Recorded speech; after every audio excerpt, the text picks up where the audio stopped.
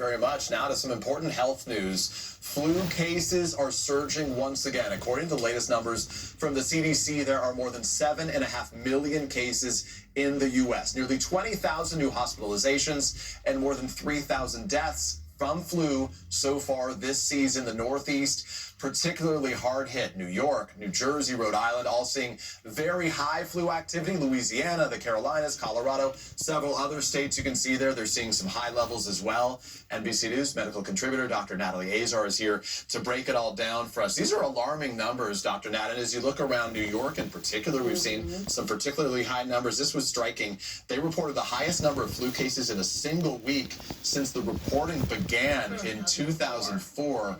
What's the warning? What do you tell folks? Yeah, and by the way, those numbers that we're reporting on this morning, they are from the week ending December 20th. So that's not even going to account for all of the travel that we're seeing around the holidays. So the next time we get a report, I think, is going to be early next week, and that's not even going to include the New Year's numbers. So yeah, 32 jurisdictions in the country right now, high or very high. Just a few weeks ago, that we only had 17 jurisdictions that were reporting that. We definitely saw it early in the Northeast, but it is spreading around the country, as flu will do. Why so bad though?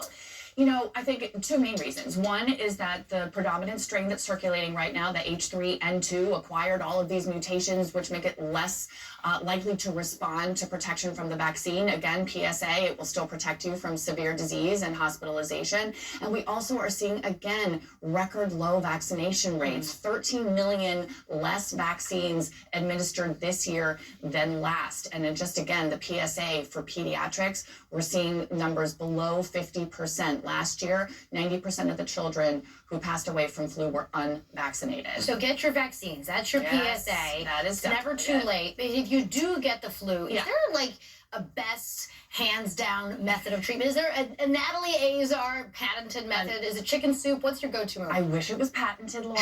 It isn't.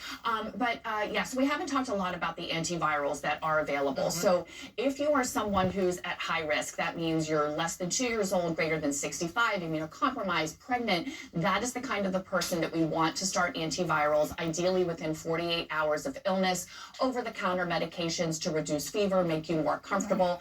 If you have symptoms like chest pain, trouble breathing, fever greater than 103, can't stop vomiting, you're getting dehydrated, you need to seek medical attention. And of course, above all else, stay home if you're sick. Nobody wants to get your illness. I know it's hard this time of year, but really it is best practice. We're kind of running the gauntlet, right? You got the travel, and then kids go back to school, and there's the risk of it spreading again. We'll see what the numbers look like in a few weeks. We have not peaked yet. We're still on a pretty steep rise up, guys. All right. All good advice. Thanks, Doctor. You appreciate it. All right. Is the